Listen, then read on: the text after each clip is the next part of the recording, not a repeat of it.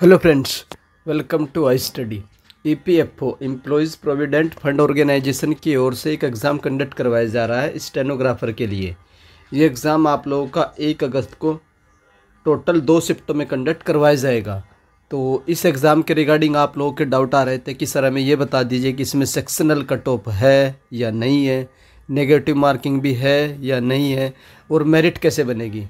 ये 3-4 डाउट थे आप लोगों के जो आप लोग पूछ रहे थे। तो इस वीडियो में मैं आप लोगों को ये तीनों चारों डाउट जो है इनको क्रिस्टल क्लियर कर दूंगा। और कहाँ से करूँगा, जो इनका ऑफिशियल नोटिफिकेशन आया था ईपीएफओ की ओर से स्टेनोग्राफर का, उस नोटिफिकेशन में हर एक पॉइंट मेंशन है। तो चलिए मैं आप लोग को दिखा देता हूँ। ये तो आप लोगों का स्कीम ऑफ द एग्जामिनेशन है। एग्ज़ाम पैटर्न क्या है आप ऑलरेडी जानते हो। इसमें आप लोगों का जनरल एप्टीट्यूड, ये आप लोगों का मैथमेटिक्स होगा, ये 50 क्वेश्चन रहेंगे, और जो जीके है उसके भी 50 क्वेश्चन रहेंगे। देन आप लोगों की जो इंग्लिश है उसके 100 क्वेश्चन रहने वाले हैं 400 मार्क्स के। टोटल आप लोगों के 200 क्वेश्चन रहेंगे 800 मार्क्स के। तो इसमें जो आप लोग पूछ रहे थे कि इसमें सेक्शनल कट ऑफ है या नहीं है, तो एक एक पॉइंट देखेंगे। सबसे पहले आप लोगों को पता है कि पेपर आप लोगों का एमसीक्यू टाइप रहेगा, और क्वेश्चन क्या रहेंगे आप लोगों के बाइलिंगुअल रहेंगे, हिंदी में भी रहेंगे, इंग्लिश में भी रहेंगे। सिर्फ एक सेक्शन है इंग्लिश वाला सेक्शन, वो सिर्फ आप लोगों का इंग्लिश में रहेगा। उसके बाद the marks obtain in phase 1 be considered for final selection. तो जो आप लोगों का सिलेक्शन होगा इस एग्ज़ाम में वो सिर्फ और सिर्फ फेज़ 1 के बेस पर ही होगा। जो आप लोगों का इसके बाद स्किल टेस्ट होगा वो सिर्फ और सिर्फ क्वालिफाई नेचर का होगा। मेरिट किस बेस पर बनेगी, जो आप लोग आउट ऑफ 100 मार्क्स लेकर आओगे, तो 800 में से कितने मार्क्स आप लेकर आओगे उस बेस पर ही आप लोगों का सिलेक्शन होगा। तो ये फाइनल मेरिट जो बनेगी पेपर 1 जो हो रहा है इसी के बेस पर बनेगी। तो आई होप आप लोग का ये डाउट तो क्लियर हो चुका होगा जी कि मेरिट कैसे बनेगी। तो उसके बाद चलते हैं क्या इसमें नेगेटिव मार्किंग है या नहीं है। तो इसमें नेगेटिव मार्किंग है, यस। और कितनी है, ये आप लोगों की 1/4 1/4 इसमें नेगेटिव मार्किंग है। यहाँ लिखा है 1/4, तो इसमें नेगेटिव मार्किंग है 1/4। तो इसलिए आप लोग पेपर को ध्यान से अटैम्प्ट करिएगा, नेगेटिव करने की कोशिश कम से कम करिएगा, क्योंकि पेपर 2 शिफ्ट में हो रहा है तो नॉर्मलाइजेशन भी होगा। तो उससे आप लोगों को बेनिफिट लेना है तो आप लोग नेगेटिव कम करना, एक्यूरेसी पर ज़्यादा ध्यान देना। उसके बाद देख लेते हैं the candidate will be short listed. हाँ, उसके बाद आप लोग पूछोगे कि जो हमारा स्किल टेस्ट कंडक्ट करवाया जाएगा उसमें कितने गुना कैंडिडेट्स को लिया जाएगा।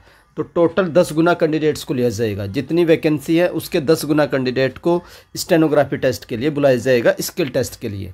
वो क्वालिफाई नेचर का होगा। उसके बाद आप लोगों की क्या होगी, फाइनल सिलेक्शन हो जाएगा बेस्ड ऑन द टायर 1 जो फेज़ 1 कंडक्ट करवाया जा रहा है। तो उसके बाद नेक्स्ट आप लोग देख लेते हैं। ये जो पॉइंट लिखा है ये तो इसमें लिखा है कि इसमें आप लोगों का नॉर्मलाइजेशन होगा अगर एग्ज़ाम मोर देन 1 शिफ्ट में होता है।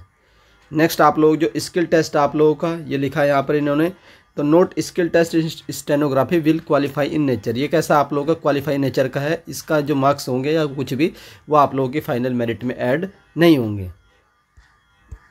अब जो एक मेजर डाउट आता है आप लोगों का, क्या सर इसमें सेक्शनल कट ऑफ है या नहीं है, तो मैं आप लोगों को बता देता हूँ इसमें सेक्शनल कट ऑफ है। इसका मतलब ये है आप लोगों का जो पहला सेक्शन है मैथ या रीजनिंग वाला, उसमें भी आप लोगों को मिनिमम कट ऑफ क्लियर करनी होगी। उसके बाद जीके में भी आप लोगों को मिनिमम कट ऑफ क्लियर करनी होगी, और जो इंग्लिश है उसमें भी मिनिमम कट ऑफ को क्लियर करना होगा। अगर आप ओवरऑल कट ऑफ को क्लियर कर लेते हैं, लेकिन आप लोग का जो जीके वाला सेक्शन है उसमें मिनिमम कट ऑफ को क्लियर नहीं कर पाते हैं, तो आप ऑलरेडी डिस्क्वालीफाई कर दिए जाओगे। तीनों सब्जेक्ट में सेक्शनल कट ऑफ है, सेक्शनल कट ऑफ क्लियर करनी पड़ेगी तीनों सब्जेक्ट की। किसी भी एक सब्जेक्ट की सेक्शनल कट ऑफ अगर क्लियर नहीं कर पाओगे तो आप ऑलरेडी डिस्क्वालीफाई कर दिए जाओगे। ये मैटर नहीं करेगा कि आपने 800 में से कितने नंबर लिए, मैटर ये करेगा कि आप लोगों की जो मिनिमम सेक्शनल कट ऑफ है हर एक सेक्शन की वो क्लियर होनी चाहिए। ये पॉइंट यहाँ पर इन्होंने मेंशन कर रखा है। ये तो process of moderation will followed if in fair.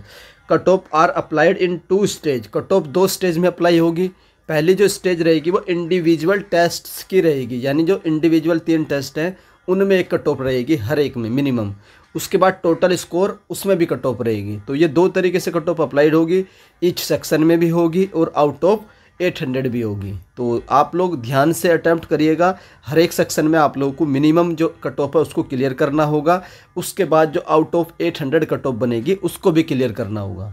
तो ये डाउट थे आप लोगों के, 3-4 डाउट थे, ऑफिशियल डाउट थे, क्लियर कर चुका हूँ और ऑफिशियल नोटिफिकेशन से क्लियर कर चुका हूँ। आई होप अब आप लोगों का कोई भी डाउट नहीं रहा होगा। अगर अभी भी आप लोगों को इनमें से किसी भी डाउट में कोई डाउट आता है तो आप लोग कमेंट करके पूछ सकते हो कि सर अभी भी हमें इस चीज़ में प्रॉब्लम है, तो उसका रिप्लाई आप लोगों को कमेंट बॉक्स में मिल जाएगा। आई होप आप लोगों को इन्फॉर्मेशन पसंद आई होगी, और अगर हाई स्टडी चैनल की ओर से दी गई इन्फॉर्मेशन आप लोगों को पसंद आती है तो आप लोग वीडियो को लाइक कर सकते हैं, और अगर चैनल पर फर्स्ट टाइम विजिट कर रहे हो तो चैनल को सब्सक्राइब रखिए, बेल आइकन को ऑन रखिए, जिससे अगर फ्यूचर में भी EPFO की ओर से आप लोगों की जो रिक्रूटमेंट है इसके रिगार्डिंग कोई भी न्यूज़ निकल कर आएगी उसकी जानकारी आप लोगों को हाई स्टडी चैनल से सबसे पहले मिल जाएगी। वीडियो देखने के लिए धन्यवाद। Thank you.